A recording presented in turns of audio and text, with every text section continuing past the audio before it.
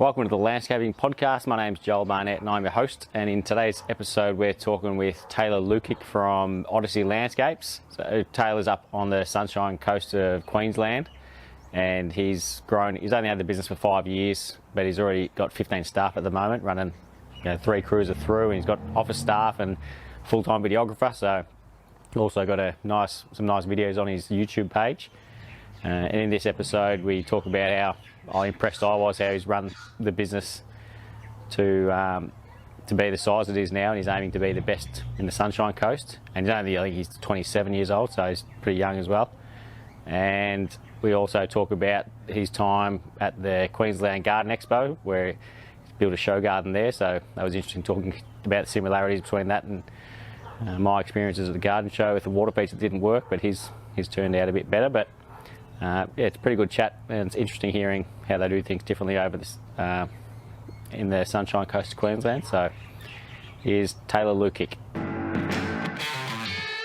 Taylor, thanks for joining us on the Landscaping Podcast. It's a little bit of a different one doing it by Zoom, but the first thing I'd like to ask you is how you got into the landscaping industry to where you are today. Yeah, for sure. Awesome. No, thanks for having me on, Joel. Obviously it's interesting. I come across your podcast and I was like, and we had a chat. So it's good to have a chat about landscaping in different states as we're up in Queensland. But me personally, how I got into landscaping, originally when I left school, I wanted to be a builder. That was plan A. There was no other plan B. That was just it. So I dropped out of high school in year 10, and essentially, I went and did an apprenticeship, got stuck into it, and I did it. And to be honest, I didn't enjoy it. I didn't know what else to do. I did it, and then I ended up quitting, to be honest, and I had no idea what to do next. So essentially, where it ended up leaving me is I tried to get some funding from the government through Centrelink and whatnot, and they said to me, "Oh, look, because you've dropped out in year 10." You're not sort of eligible for any funding or any sort of any money essentially. And they said, well, look, you have to do some form of higher learning. So we've got a course you can go do. We've got this horticulture class you can go do, and that way you'll be eligible for some funding. And at the time, I don't want to say this now, but I was sort of like, plants, that's a little bit gay. I don't know if I want to do that. And essentially, went and did the course and found out about hardscaping and all the elements of landscaping, what it actually is. And changed my life forever. And I found actually where I wanted to go and what I wanted to do. So long story short, after that, I decided to find an apprenticeship in landscaping, and 10 years later, well, here I am. So was that a certificate in horticulture that you did? Yeah, it was a certificate too. So I just went out and did that. And that's sort of what really opened my eyes, or I suppose really gave me insight as to sort of what a structural landscaper was. And it wasn't just, planting and that kind of stuff. There was actually more to it than that. Yeah. So, yeah, that's interesting that because I did a similar thing in terms of studying horticulture before studying landscaping. I didn't finish that course. It was a certificate 4, but the one I did was there was no mention of any hardscaping in it. So it was all basically just horticulture. So it's pretty good that you would have had one that had the structural side as well. So it shows you the broader range of things involved in it. Oh, for sure, 100%. And that's it. And like even my course didn't have any hardscaping in it or structural landscaping in it at all. It was just more so that I got an idea of what is actually out there as far as like what a landscaper does. So like they sort of touched on it and showed us, and I was like, oh wow, like that's pretty awesome. Like you see a lot of chippies these days, and it's not what it used to be. They just be there standing up frames, and a lot of their work gets covered. Whereas I think in our profession as landscapers, a lot of the stuff we get to do is really detailed, and we get to show off so what our real skills and attributes are. So, and that's why I just love this industry. It's just fantastic, really, at the end of the day. And I think it's just showing people as well that that's definitely what we do. We're not just planting and we're not just gardeners. That there is that depth to our trade. So did you just work for the one company and then start by yourself as soon as you got qualified, or how long were you there for? Oh, I chopped and changed a little bit. So I sort of went through a couple of different employees throughout my apprenticeship, just purely based on the fact that sort of work was up and down. People had work and then they sort of lost work, and then I sort of just bounced around. But for me personally, I think it was actually a great thing because, there's 100 different ways to skin a cat really at the end of the day. And you sort of learn different ways that people do things. So I'd probably say for me personally, I picked up a lot of different things from all sorts of different people. Like I was saying how one person did something and I was like, that's great. Seeing how he did another thing, I said, no, it's not as good as the other person that I learned from. And you just pick up everything along the way. And I think for any tradesman, I think it's very crucial to work with a lot of different people because that's the only way you're going to learn personally. So yeah, I agree 100%. Even if you do work with the one crew, then if you start out by yourself after that, it'd be good. It's good to work alongside another business owner just to see different ways that people do things, because whoever you was working for might not have been the best way of, laying paving, or there's so many different things that you can learn. So that sounds like it's a benefit.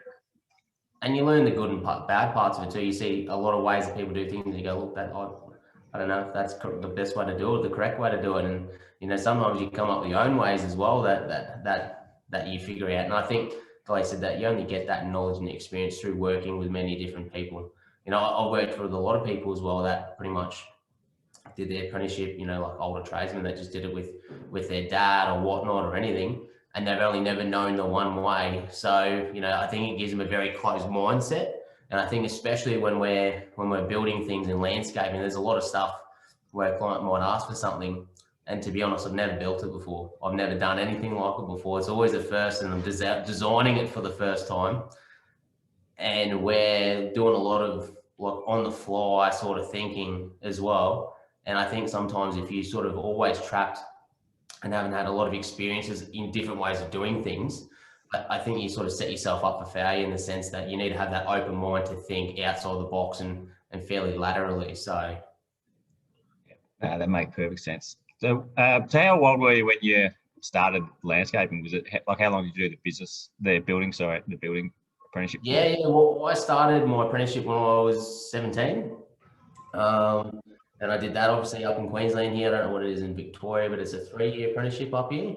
4 down here. Yeah, there you go. Well, it should be a 4-year apprenticeship, to be honest. So I did that, and then I ran one of my boss's crews for a while. So I started my business when I was 21. So I did that, and then so I was supervising for 2 years. Started my business when I was 21, and then now 5 years later, I'm 26, 27, or something like that.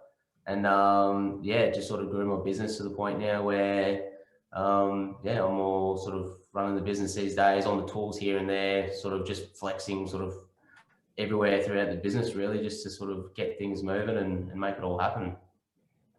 So how you got? You said when we chatted earlier, you got 15 crew on. Is that right? Or staff? Yeah, 15 crew. So I've got 3 teams of 3. Or sort of one guy sort of floating around, so he sort of jumps in. But it's generally 3 teams of 3, so that's sort of 9 of them to 10 of them was 10 of them out on site floating around. And then I've got 2 estimators in the office and office business manager. So she sort of does all the accounts and sort of all that numbering stuff that I'm horrible at.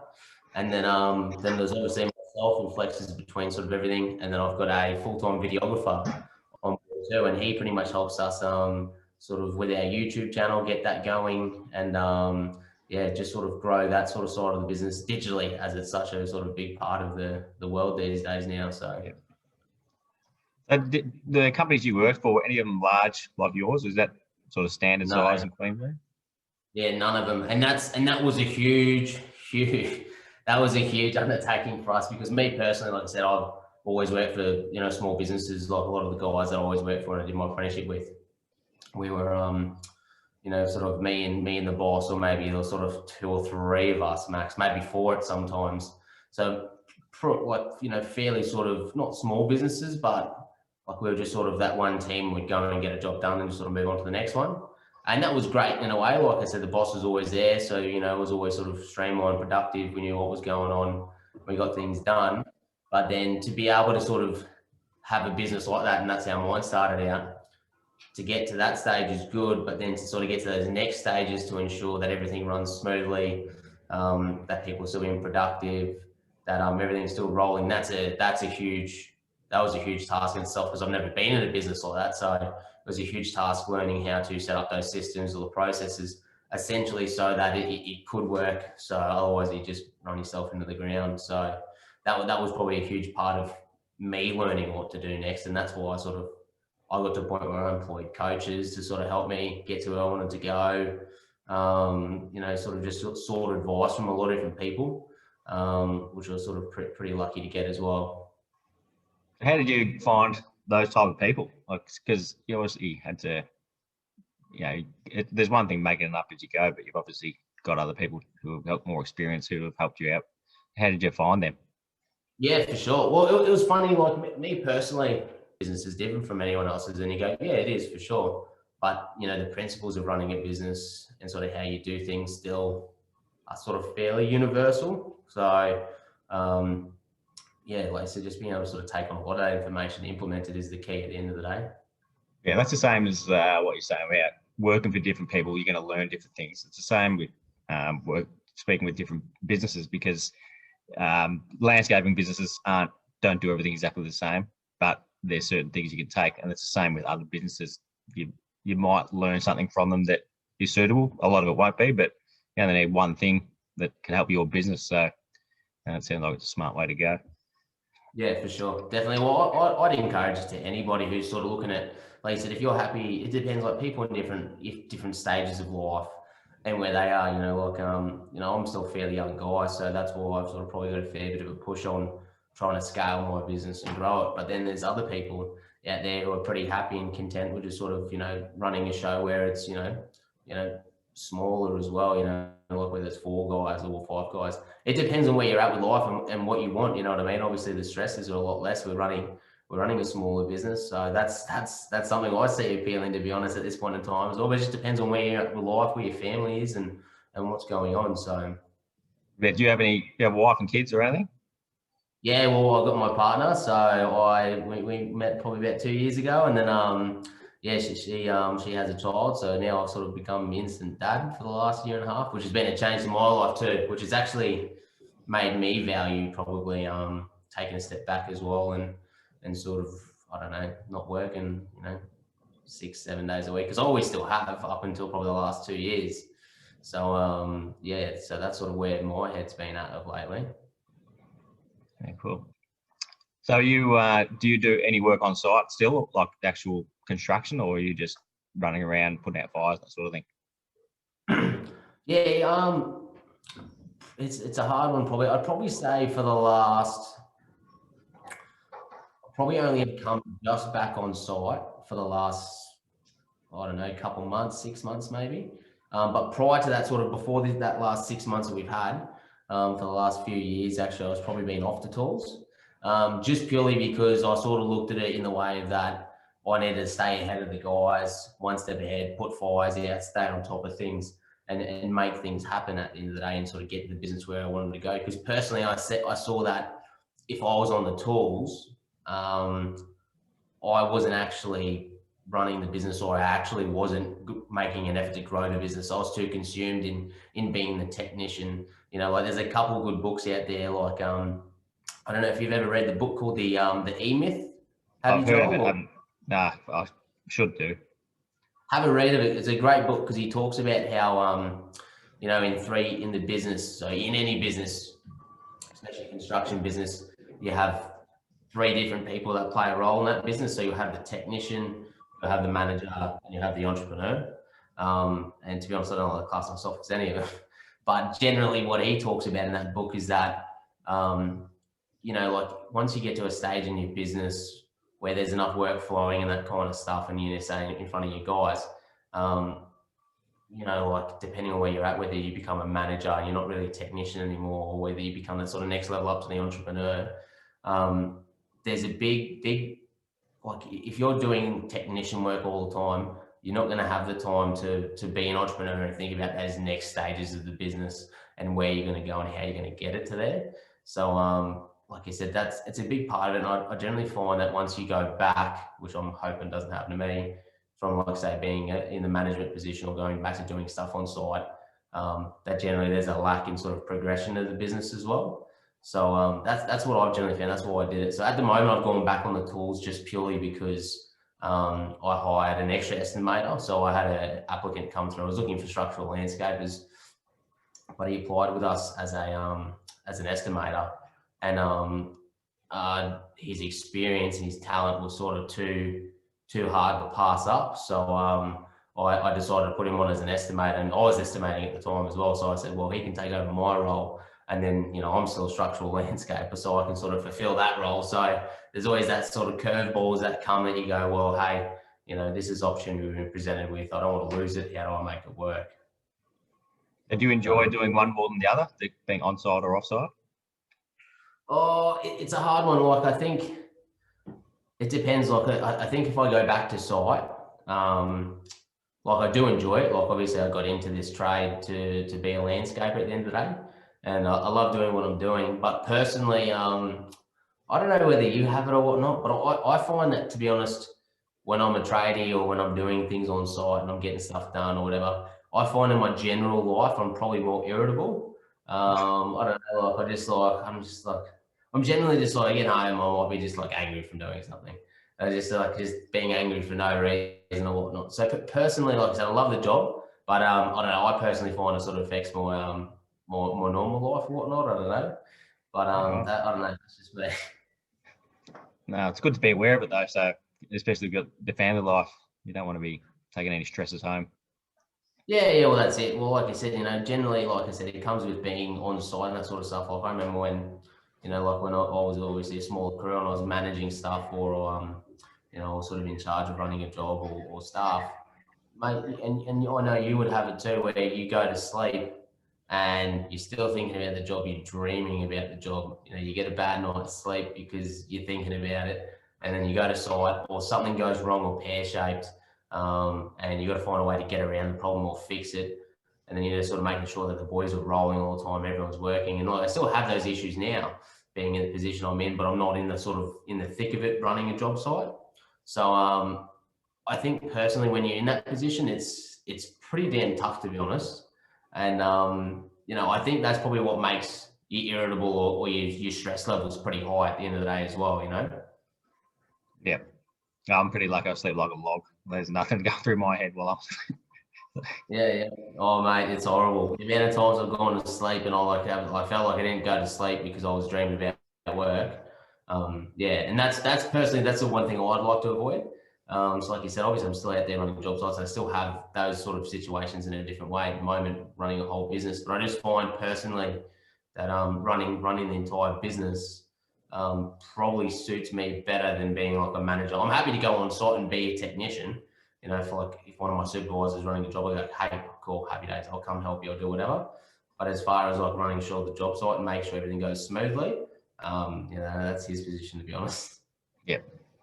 So I saw you on your website, you got your building license. Is that a big thing in Queensland? Have most landscapers got it, or is it something you're still pushing?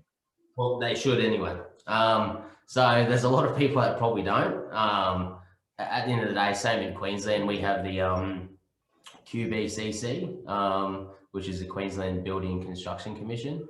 You're not allowed to perform any building works over the value of 3,300 without having a QBCC license number. So it doesn't matter what it is, if you're in-class building works, as soon as you're digging a hole and putting a post on the ground, it's building works. So, your limit is 3,300, and then after that, you need to have a license and obviously a contract to go along with it too.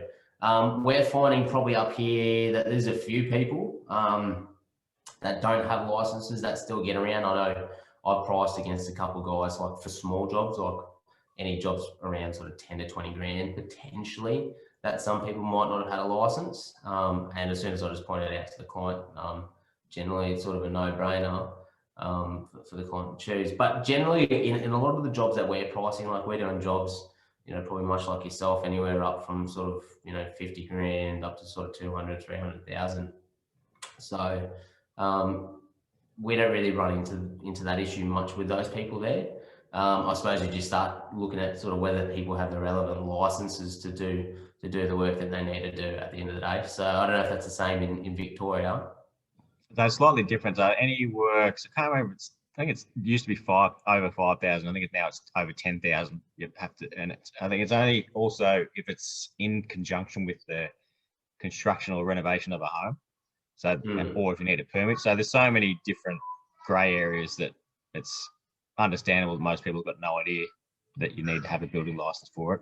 But yeah, anything over $16,000, you have to have warranty insurance, which protects the client if you die, disappear, or become insolvent. So you can only have that if you're a builder.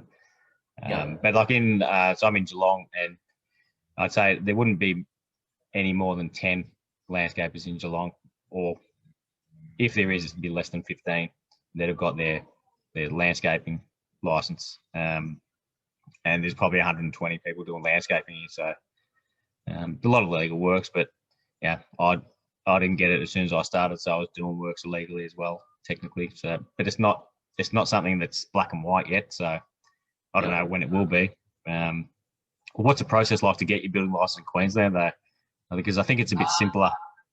It is, yeah, it is a lot simpler to get your builder's license up here. I don't know, maybe whether that's something that if they improved in Victoria, you'd probably have more people applying for a license as well.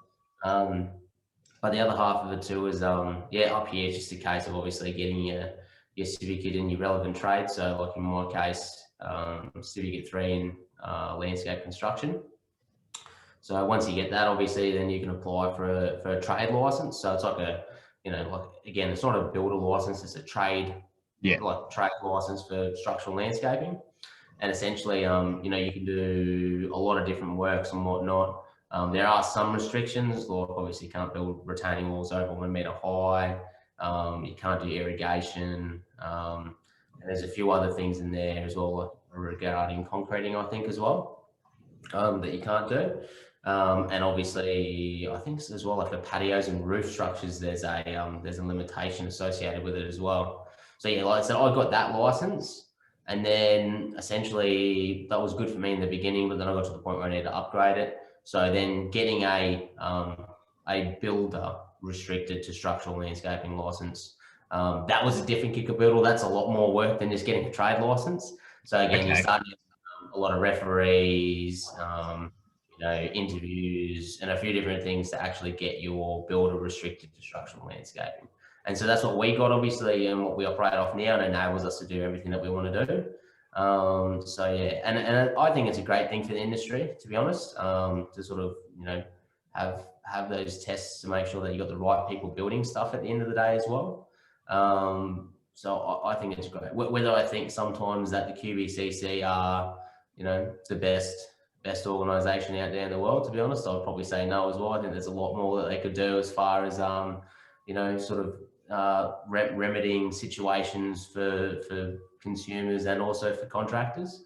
I'd imagine it's probably the same in Victoria too. So, my problem with the VBA is that, and there's a lot of the building associations, is that the landscaping is treated as like just another thing added on at the end. So there's things that we have to abide by that are just strictly for builders, where it's irrelevant for what we're doing. But that's improving. So, but basically, I think they treat landscapers the same as painters and plasterers and all that sort of thing. So they've got to have their particular licenses as well. But it sounds like that next level of building licenses that you upgraded to, that sounds exactly the same as what we have to have. So there's nothing below that. You've either got that or nothing. So yeah, for sure. Well, that's interesting. Whether the BBA down there looks at doing something like that, that might even be a game changer to sort of just make sure people are doing what they need to do or whatnot. So yeah, I don't know. It's an interesting situation. I think I think a lot more needs to be done. Especially I think even when you touch on the points of like some of the associations out there. Like I know up here, we have Landscape Queensland for our association, and I think they're good and whatnot. I think they do a lot for pushing the industry and whatnot.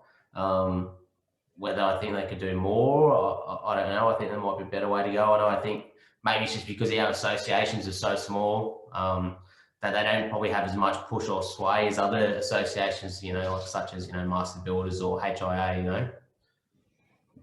And that could be because they're coming back to builders as well rather than landscapers. So all the other people above that care more about builders, thinking that's more important than just landscaping. Yeah, And correct. I'm sure. Exactly. Yeah, I'm sure a lot of And people who are in their own industry that's below building think theirs isn't as important as well. Yeah, for sure, definitely. And I don't know, it's a hard one because like almost like I class us as like outdoor builders, really, at the end of the day. And it's interesting because that's what landscaping is. Like when I say I'm a structural landscaper, that's exactly what I'm saying. I'm an outdoor builder. So it's a hard one. It makes you wonder whether those industries like HOA and master builders are more really the associations for us rather than our relevant industry. Because I just think it's just, it's a hard one. It's sort of like,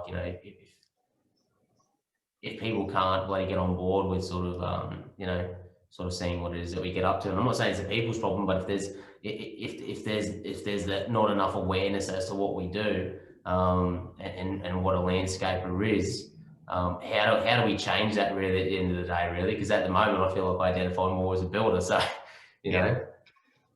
Well, that's something that Landscaping Victoria is doing. They're pretty good at being proactive about pushing the message. Like they've just started an ad campaign at the moment on the radio, talking about using registered landscapers and how good the landscaping industry is. So they've been pretty good. They've done them before as well, and they were putting out publications and starting to get more active on social media. So I think there's like anyone, there's room for improvement, but they're doing pretty well from what I can see. But it's probably harder for the Queensland and New South Wales industries because the states are so big. There's so many more people involved in the industry. I don't know whether that's harder or easier, but Victoria's a pretty small state in terms of the land size, so it's more concentrated. Yeah, for sure, definitely. But like you said as well, you'd probably have a big population, more people even to compete against down there, I would imagine. Yeah, it's not. It's one of those things I find within the landscaping industry. It's not really a ruthless kind of competitive market. Everyone seems to work pretty well together, especially when there's a heap of work around. Like if you're booked out for 12 months and you've got people inquiring still, you just handball it off to someone else who hasn't got any work on. So yeah, it's been pretty good in that regard. Everyone works together, and that's another thing about being part of the industry associations is you make those connections, meeting different people in different areas. So we're in Geelong, so if someone's in Melbourne, which is an hour north of here, then they might have someone from Geelong ring them up and ask about work, and they'll recommend us. And I know my experience up on the Sunshine Coast is kind of a long area. So I'd imagine you'd have to either travel a long way or get referrals from other people to work in different areas, do you? Yeah, for sure. Well, like I said, it's Sunshine Coast is a pretty long area. Like the distance from north to south is a bit over an hour, I think. But at the end of the day, we generally work from sort of all over the Sunshine Coast, so whether it's south or north. But at the end of the day, anything outside of those realms, we definitely pass on other people. Being part of obviously our association, we've generally found like a lot of the other jobs that aren't suited to us or might not be our strong suit, or if they're just generally sort of too small for us, we pass to other members in our association as well who would love those jobs and eat them up because they're literally sort of that's what they do, that's their specialty. So that's why I think that's good too as well. Sort of I'm not going to go do something, to be honest, that's way outside my ballpark at the end of the day, because sometimes I go, well, hey, like what are the chances of us stuffing something up, or what are the chances of us not sort of really doing well or making a profit out of it as well. So that's why I sort of will generally push into someone else as well. And you're doing pools as well now. Is that a relatively new part of the business, or you've been doing that for a while? Yeah, for sure. So like for us, like obviously being landscapers and you would as well, we've obviously worked always around pools, doing pool copings, pool surrounds and fencing, and the list sort of goes on. But we sort of looked at it, and our goal with Odyssey Landscapes was always to be the premier landscaping and construction company on the Sunshine Coast by the end of 2021. And part of that vision as well was to be able to offer the entire outdoor experience and building experience within the one company. So hence why, it was always an avenue for us to get into swimming pools. It's such a big, if you look at your overall backyard, such a big cost of it, over at least sometimes between 50%, of the cost of the backyard is just in the swimming pool. So you'd sort of be silly to not look at having it as an avenue. And for us, obviously, I've sort of been involved with building a few swimming pools, or, helping sort of box and steel them and a few other bits and pieces. So hence it was a natural thing for me to say, cool, I want to get more experience in it and do that and get enough experience to say, cool, I'm going to get my my pool builder's license and start being able to offer that as a service. So that's what we did pretty much as of the middle of last year. We did it, started being able to offer as a service. We obviously got licensed and then started doing it. And it's been a great thing for us so far. Look, the amount of people where, they say, hey, look, if we can deal with just you, just the one company, we'd love to do it with you. And it doesn't matter if you're a little bit more expensive than the other pool builders out there that are just doing pools. Most people you find that sort of have the money to do some nice landscaping and whatnot. Anyway, for them, it's more of a time issue and an ease issue rather than it is of a money issue. So that's why we find, that we've been pretty successful in it so far. Look, we don't even really advertise that we do pools, but at the same time, just through the nature of landscaping and people saying, oh, can you come have a look at this? Oh, by the way, do you do swimming pools? Yeah, we do, for sure. That's where a lot of our work's come from. So I'd hate to imagine if we did advertise from where we'd sort of end up sitting, to be honest. So that's sort of the next stages of our business. But we found it's been a very, very great sort of integration to our business. And we have another company that does it. So obviously it's still another company, sort of a sister company to Odyssey Landscapes, so Poseidon Pools. But it's just been a great sort of vertical integration to our business, something not completely different, still within what we do. So they just go side by side so easily. Talking about, you're not landscaping, not advertising for the pools, but do you do much for the landscaping side of things to feed the beast? Yeah, for sure, definitely.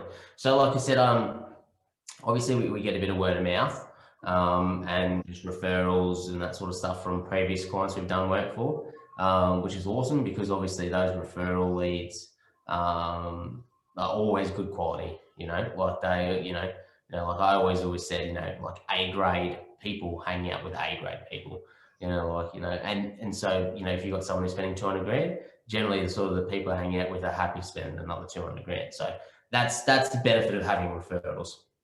As far as marketing and advertising goes, yes, definitely we do. We just find those referrals aren't enough to feed the beast, as you say. So it's a case of literally what we do is we probably spend about $5 grand a month on advertising. I generally spend about $1,500 on, I spend about $2 grand on Facebook. I spend about $2 grand on Google Ads. And then I spend a $1,500 on management. So someone to manage that. So sorry, that comes out at that's $4.5 grand. So $4.5 grand a month we spend on advertising. And I just find that we need it personally to keep things rolling. Because I think once you get to a stage where, your business starts growing and scaling, that you just need to do a bit extra to keep it functioning, keep the wheels rolling. So the only con about that is obviously you put a bit of money into it. Generally on average, well, you look at the whole thing, it definitely pays for itself, the advertising. So I think you need to do it.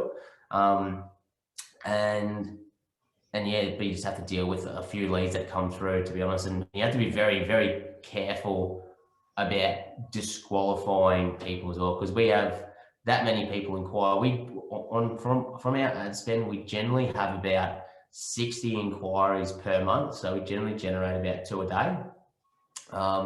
And between my 2 estimators that deal with that, like obviously we've got fairly sort of extensive steps as far as like qualifying and disqualifying clients, because the amount of time that even myself when I was doing it, that you can spend talking to people who had no inkling of sort of what the cost would be, or didn't really want to do it, or they just wanted ideas to sort of get those people, out of the loop as quick as you can, so that you're spending your time with the right people is pretty imperative. So that's a whole nother system that sort of comes along with when you start advertising. So did you waste a lot of time learning how to choose the right clients? For sure, definitely. I can't even tell you the amount of time I've wasted quoting that didn't eventuate from something.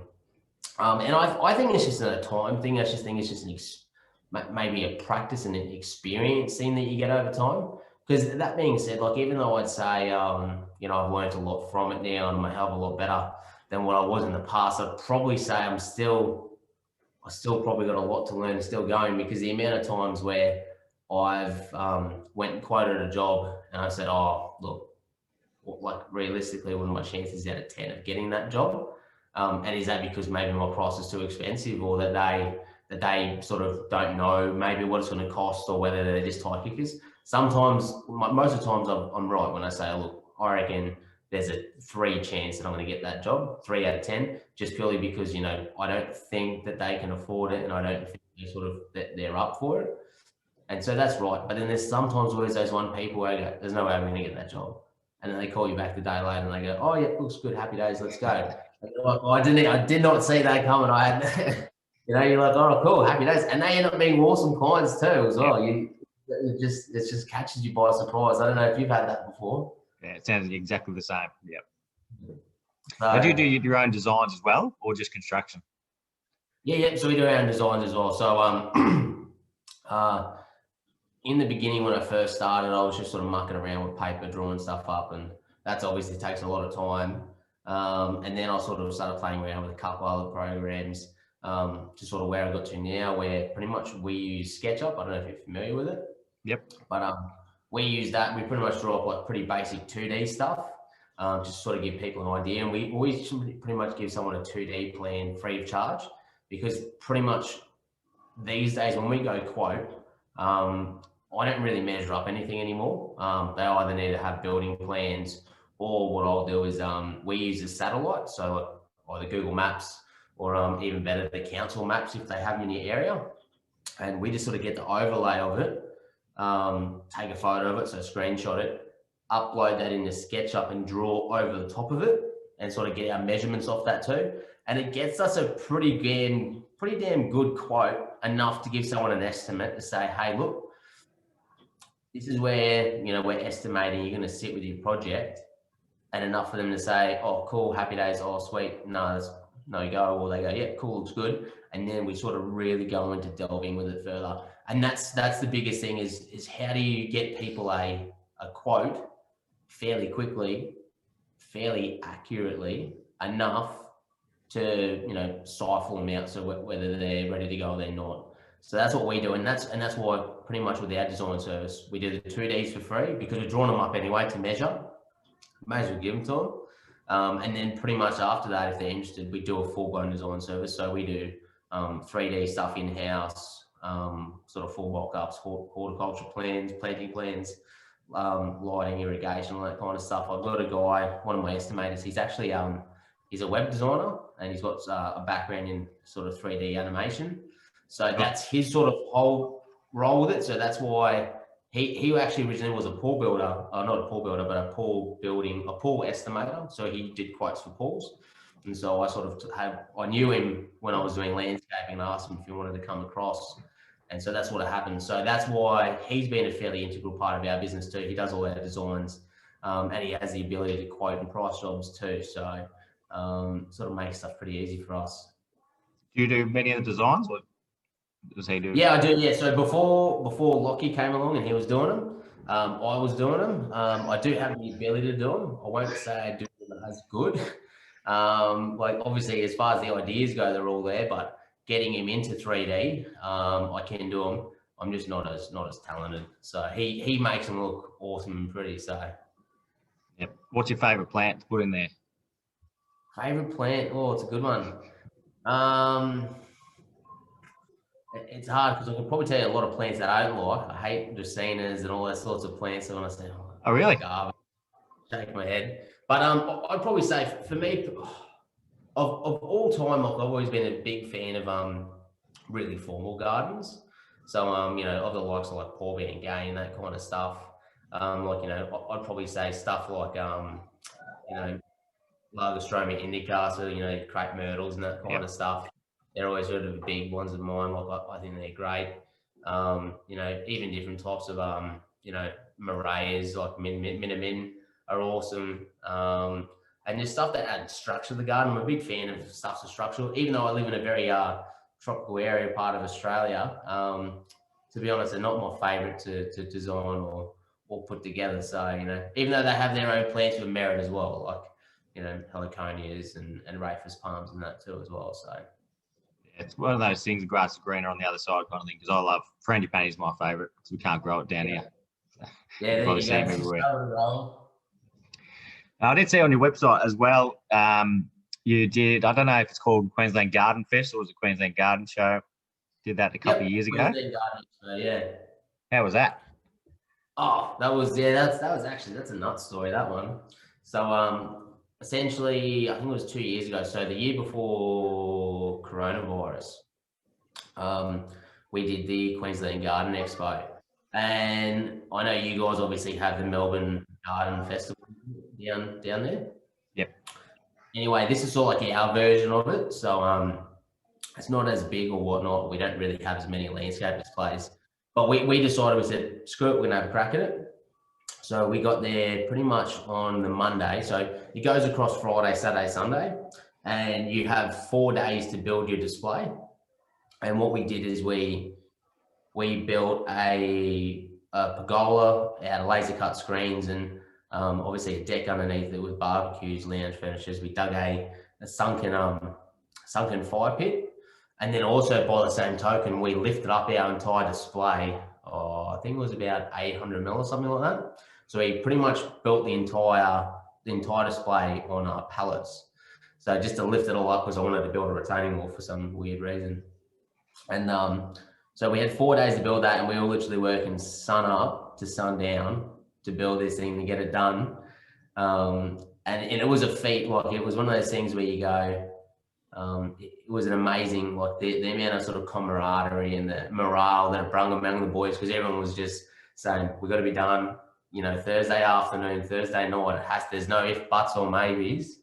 Like, it has to be done. So it just, the amount of like morale that it just brought between everyone was insane. And yeah, like I said, we had a good 3 days. We generated a fair amount of business out of it. Which was good. It cost us a bit to put together. I can't remember off the top of my head. I think it might have been around 30 to 40 grand for us to build the display by the time you factor in, you know, materials. Some of it was sponsored, some of it wasn't, you know, labor. And then the fact that, you know, while you're building that display for those 4 days, you're not actually generating any revenue either. So, you know, for the cost for us to build it then versus, you know, the leads that we got out of it was pretty good. So, yeah, it all worked out pretty well in the end, and we ended up winning an award for it as well, which was great. So, do you find you still get referrals from it now, like people mentioning it 2 years later? Probably not as much anymore. I find it an interesting one doing them because, you know, for instance, that same year that we did the expo, we got a lot of immediate leads straight off it. Which we did. As far as like down the track, I haven't seen anything of current. You know, like a good example is like that same year we did the expo, and I think 3 months later, I got called out for a quote. Someone had a look at this project. I was talking to the clients, running through their job, and they were like, "Oh, by the way, you know, we went to the Queensland Garden Expo about 2 months ago. And we really liked this display. It was amazing. They had these like Moray min-mins in between the steps as you walked up through it. And then I was saying, oh, and then they were saying, oh, look at the photos. Like, and they pulled them out ready. They had them ready to go. And I was like, oh, that's awesome. It looks pretty familiar. And they're like, oh, really? I was like, yeah, I built that one. And they were like, oh, no way. So but it just shows you sometimes that how, you know, I think people see them and I think they get the ideas and they like them. But as far as sometimes paying attention as to sort of who builds them and whatnot, isn't always there. So that's the interesting part about it too, I find. So I think right then and there, the immediate effects within the first year are definitely there. As for sort of long term, maybe not, because I think a lot of people forget. So now I imagine that water feature pop up a few times. That was pretty impressive. Yeah, that one. Yeah, that was pretty cool. So that actually went wrong. I was going to say, did it leak? No, it didn't leak. So I never built a water feature like that before. So essentially what we did is we had two just cypress posts that went up, and we just cut like a V out of it and put a piece of 100mm angle in it that went across it. And my idea was to create a like a water curtain, right? And to be honest, I never actually had the chance to build one before, and I probably should have tested building one before I even had a crack at doing it at the expo. But what ended up happening was because I couldn't get in it, like the lip of the steel wasn't perfect and it wasn't even across the entire thing, I couldn't get the curtain to work. And I called the entire garden window as well. So like this was supposed to be like a window looking through into the entire landscape. And I'm shaking my head, I'm going, oh, geez. Oh, I think I've stuffed this up. I don't know what I'm going to do. So all we ended up doing was just putting that angle still on its edge. And we just cut slits into the bottom of the angle along it. So I think the feature was about 3.5 meters long or whatnot.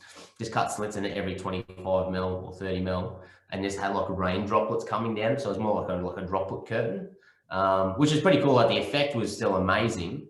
Yeah, I thought it looked awesome. At the end of the day, but it wasn't exactly what I envisioned. But it was pretty cool. It was amazing in the sense that year at the expo, it was so hot that literally we had that retaining wall and then the water feature behind it.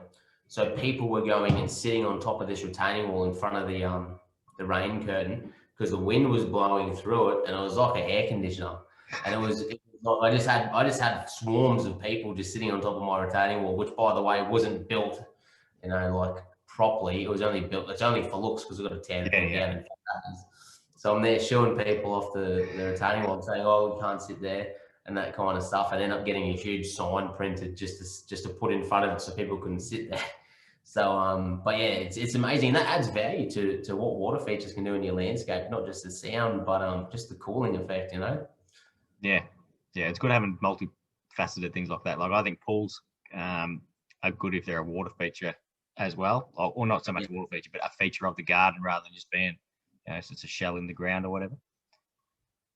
Yeah, definitely. Well, that's it. Really get a chance to swim in the thing for, up pretty much 6 months of the year. A little bit obviously longer all year round if you have a heat pump, and it'd be even worse down in Victoria. So especially if they're having a heat pump on there. Yeah. So what's next for the business? Are you going to keep growing, or is there a size you're looking to get to? That's a very good question. I was actually, what I was saying before, as far as, our goal was always to be the premier luxury sort of landscaping company on the Sunshine Coast by the end of 2021. As far as I see, it's kind of hard. It's not really a measurable goal. It's only sort of opinion really at the end of the day. Yeah. But as far as I look at that and like ask other people in the industry and that sort of stuff, we're pretty damn close to achieving that now, which is awesome. As far as into the future, I actually sort of have to sit down and reevaluate my goals. But I dare say my goal is to scale more. I'd probably, at the moment, we're sitting at 3 teams. I'm working on putting a 4th together. But yeah, I'd probably say at this stage, I'd probably want to get to at least sort of 5 teams. Have that functioning well, and then I'd probably scale and expand potentially into Brisbane or further north, into areas like Bundaberg or Rockhampton that are a bit busy. So that's sort of like my sort of further thoughts on where we're going with the business. I haven't really nutted out or finalised at this point in time. That's sort of part of that. And then as far as Poseidon goes, the pool side, I'd probably like to push, that business as well, because that's probably a fairly easy part that I could grow fairly quickly as well. So that's the other part of it too. Oh, well, I'll have to congratulate you because you're so young and having a business the size you got. It's pretty impressive. And you're sort of bucking the trend of people who drop out of school as well. It's interesting seeing how often someone who dropped out of school early can be successful in business. So it's one of those things. It's not the be all end all. No, I appreciate it, mate. Like I said, I don't think I'm special or anything, but I think anyone can literally do it. It's just a matter of whether you're willing to put in the hard work or not, I think, at the end of the day. So, Taylor, thanks very much for your time. no worries, mate. My pleasure. Happy days. All the best. I look forward to speaking with you soon.